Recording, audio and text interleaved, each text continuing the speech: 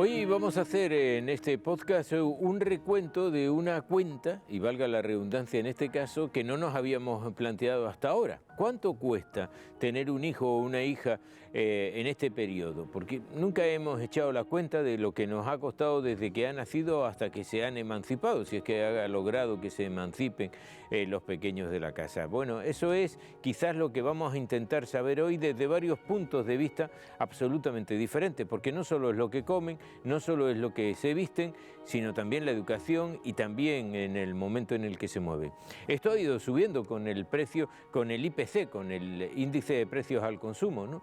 Ahora mismo, según los datos fríos del año pasado, de finales del 2022, estamos en 672 euros mes hijo, lo que nos cuesta. Pero claro, eso supongo que estará en función también de la región en la que nos movemos, también estará en función de lo que estudien o de lo que hagan, y también en función de hasta cuándo vamos a mantener eso. Desde luego, si uno hace la suma de lo que le ha costado a lo largo de la vida, un hijo puede costar mucho más que lo que hasta ahora nos habíamos planteado. Vamos primero a saber, si ustedes me lo permiten, la cuestión meramente de números, lo que nos puede costar un hijo. Voy a hablar con un economista, con el señor Corrales, José Manuel Corrales, que es economista, que ha estado haciendo algunas indagaciones. Ya hablábamos con él esta semana y le decíamos: lo que queremos es esto. Yo no sé hasta qué punto esos 672 euros mes de cada uno de los hijos es una división que nos puede salir rentable. Señor. Sí, efectivamente los números son en torno a los 700 euros, 600 euros, dependiendo en la comunidad autónoma en la que se esté haciendo esa valoración. Pero hay que entender que es verdad que a una familia no supone un esfuerzo económico el tener un hijo, pero también es verdad que para la sociedad es fundamental. No se mantendrían las pensiones del futuro si no hubiese crecimiento demográfico, si no hubiera natalidad. Por eso es tan importante para una sociedad que haya ayudas a los nacimientos, y quizás el problema que hay en este momento es que los hijos se quedan mucho tiempo en casa, y se quedan mucho tiempo en casa fundamentalmente porque tienen dificultades para poder emanciparse, dificultades de encontrar un empleo de calidad, un empleo con un buen salario, y dificultades para acceder a una vivienda. Es muy complicado emanciparse si no puedes acceder a una vivienda, si no puedes tener un hogar para desarrollar el proyecto de vida. Bien, entonces, señor Corrales, vamos a suponer una región como la nuestra, en Canarias, ese baremo que hemos hecho, porque no es lo mismo un chiquillo en la edad de guardería, ¿no?, que digamos que en la escuela pública, tampoco es lo mismo en la universidad pública o en la universidad privada. ¿Cuándo nos cuesta más un hijo?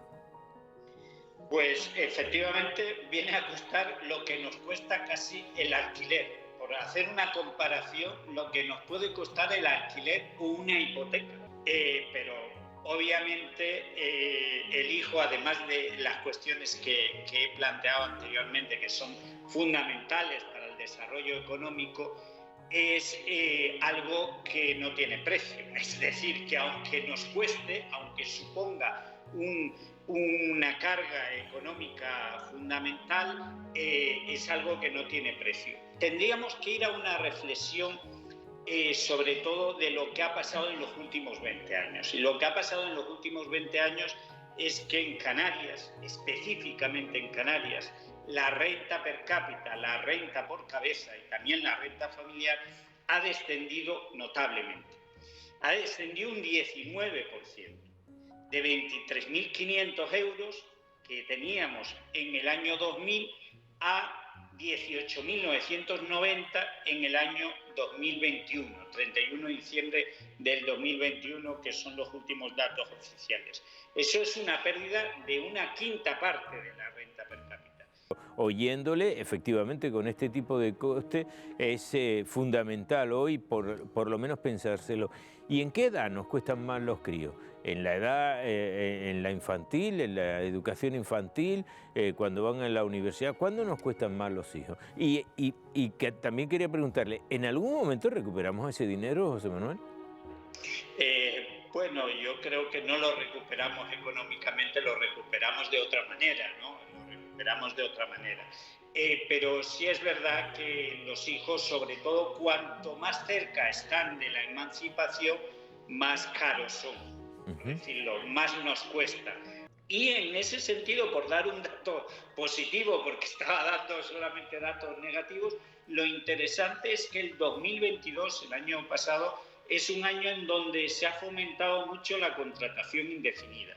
Y eso es muy positivo para la emancipación, porque si alguien tiene un contrato indefinido, se puede plantear un proyecto de vida, aunque el salario sea un salario reducido, se puede plantear un proyecto de vida y se puede plantear la emancipación. Y para terminar entonces, José Manuel, usted ve, por ejemplo, que hay en este momento trazas en el gobierno autónomo, por ponerlo lo más cercano, ¿no? Luego ya si quiere hablamos del nacional, pero ¿de verdad se protege a la familia para que tengan hijos y que estos, con este coste del que estamos hablando, superen tanto los ciclos de su vida para poder llegar a emanciparse y que tengamos nuevos trabajadores?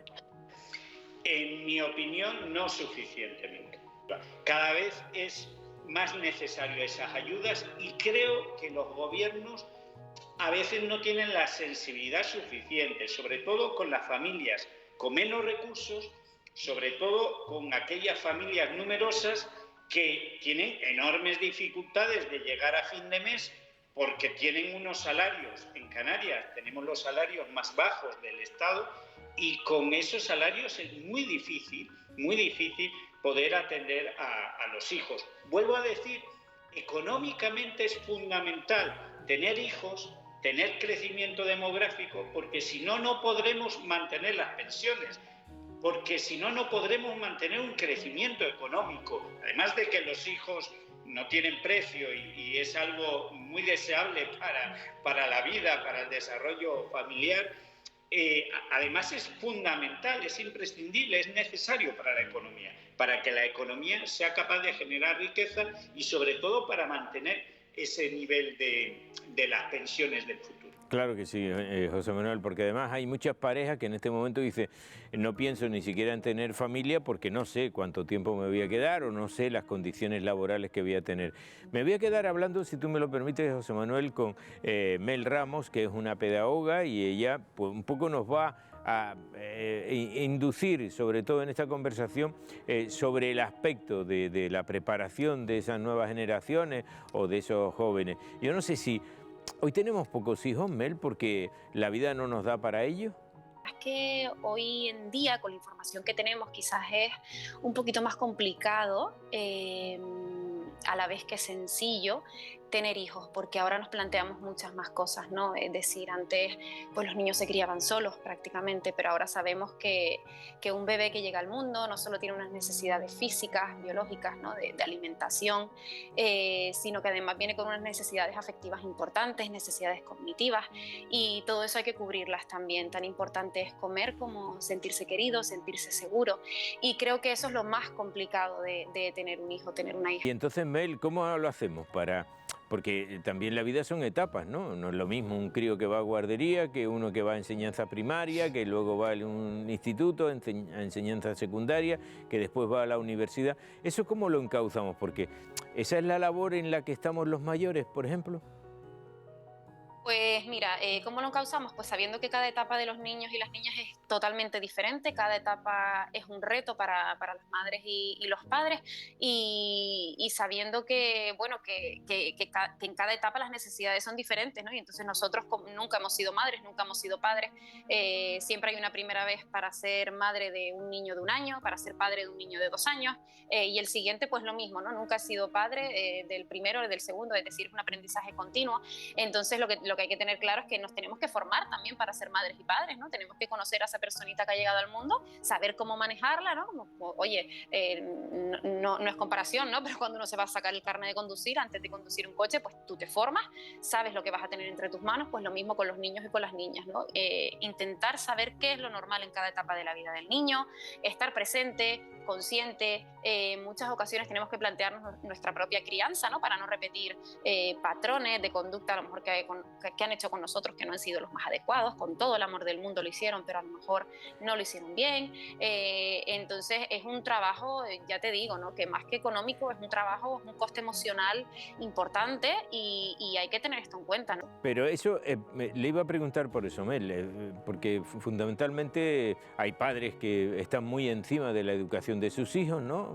En esto de cuánto nos cuesta un hijo, estamos hablando fundamentalmente de la educación, porque hasta que se emancipan los estamos formando y un poco hay padres que se implican mucho y otros padres que no se implican absolutamente nada, que no saben ni siquiera en el curso en el que están sus hijos. Y que incluso, si tú me lo permites, con los ejemplos que has puesto, hay quien dice, bueno, pues yo no voy a permitir que mis hijos pasen por lo mismo que yo he pasado, que quizás ese sea uno de los principales problemas que nos estamos encontrando hoy, ¿no? Porque un poco como resumen, ¿no?, de esta conversación, Mel, si me lo permite, es no implicarse tanto en el aspecto económico y mucho más en el aspecto emocional.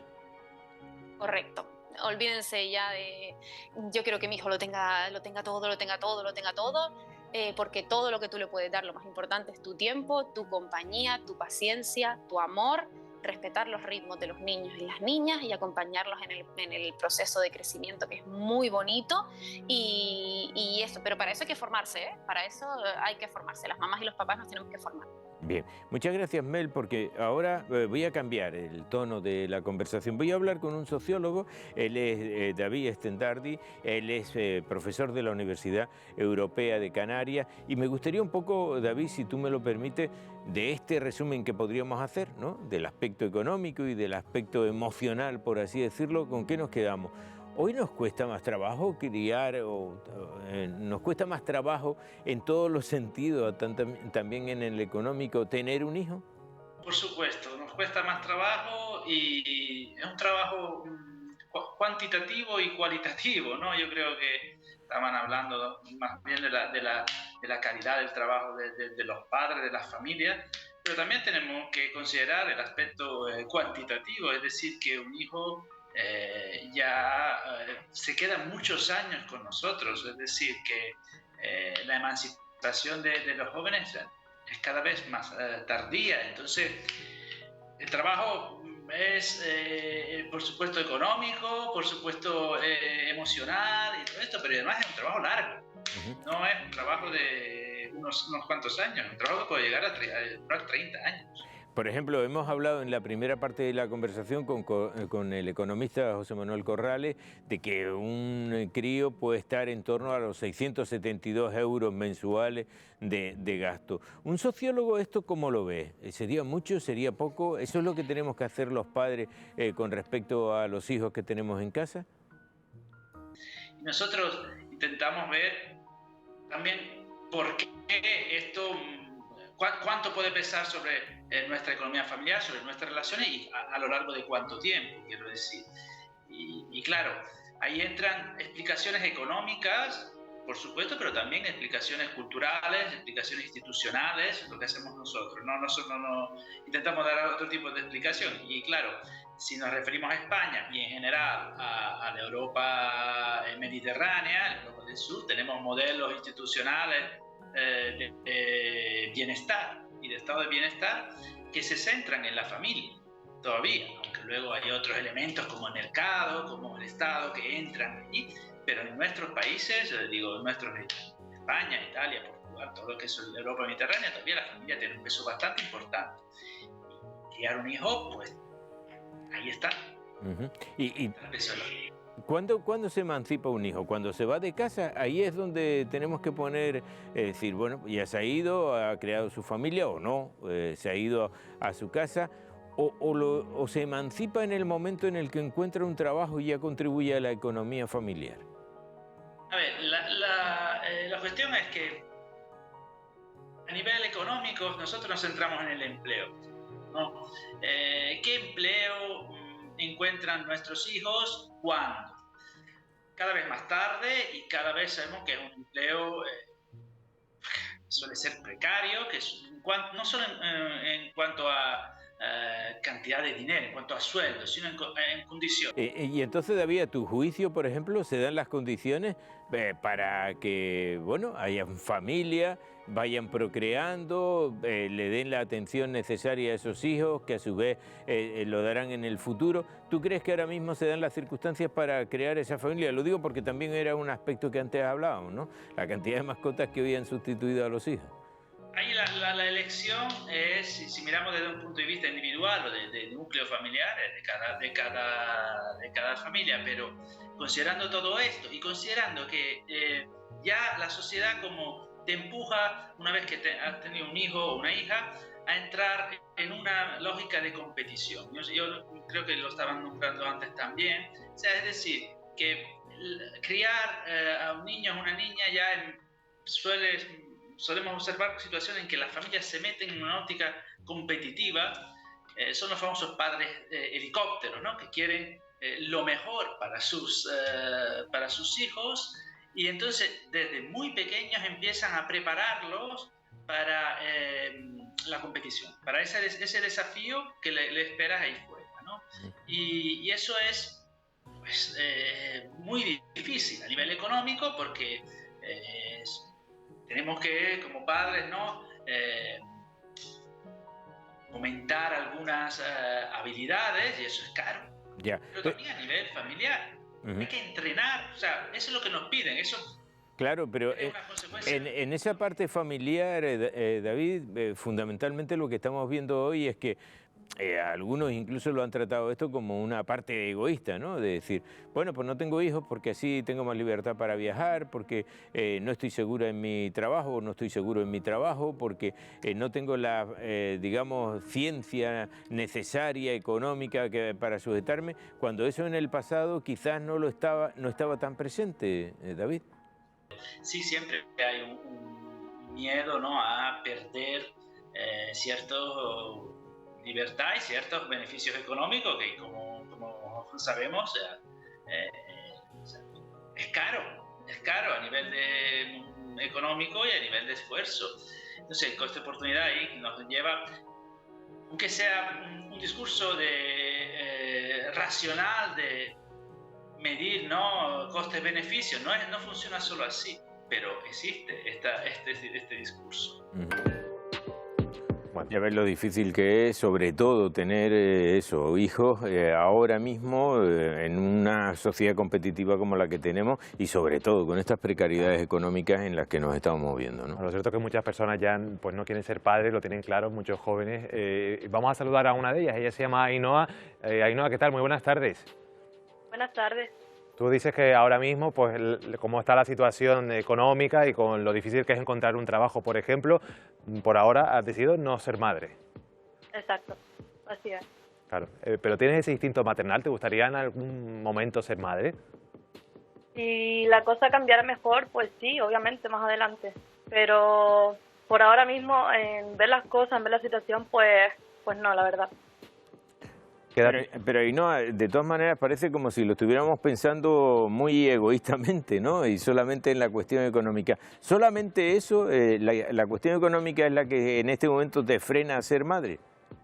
No. La psicológica también. Es un cambio muy duro, y si no estás dispuesto a cambiar, tu vida va a cambiar repentinamente. Tienes que saber estar expuesto a ese tema. ¿Qué edad tienes ahora, Ainhoa? 23. 23. ¿Y cuándo te gustaría ser madre? Sobre los 30, 30 y pico. 30, 30 y pico. ¿Consideras que tu situación económica va a cambiar de aquí a los 30? Hombre, yo espero que sí. O sea, esa es la intención.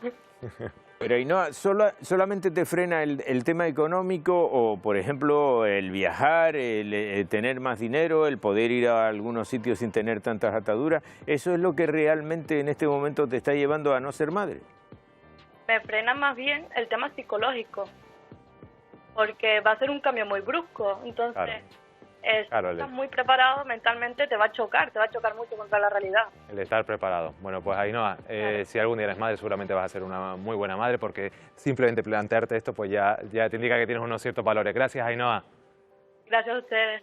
Lo cierto, Pepe, es que ahora mismo pues la juventud se lo piensa más a la hora de Sí, ser padre. claro, imagínate que la madre de Ainhoa hubiera pensado exactamente igual, pues no estaríamos ahora hablando con Ainhoa. Claro.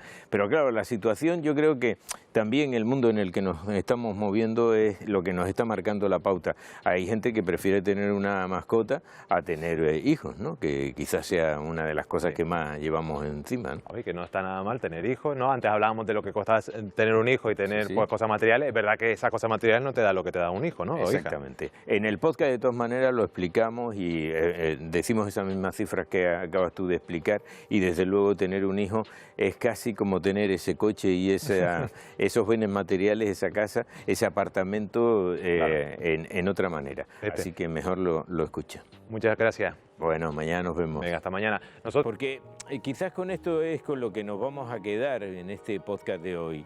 ¿Es caro? ¿Es barato? Esa cantidad que decíamos al principio, los 670 euros al mes, es una cantidad que podemos asumir. Ponemos en cuestión otras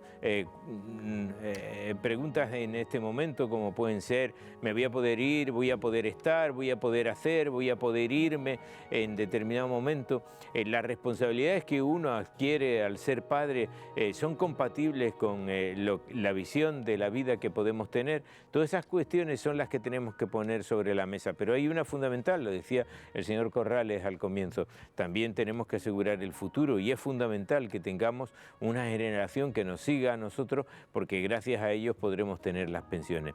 Desde luego, hoy no se dan todas las circunstancias para poder tener a toda esa familia y sobre todo a mantener una familia, pero es imprescindible poderla hacer para que tengamos un futuro algo mejor.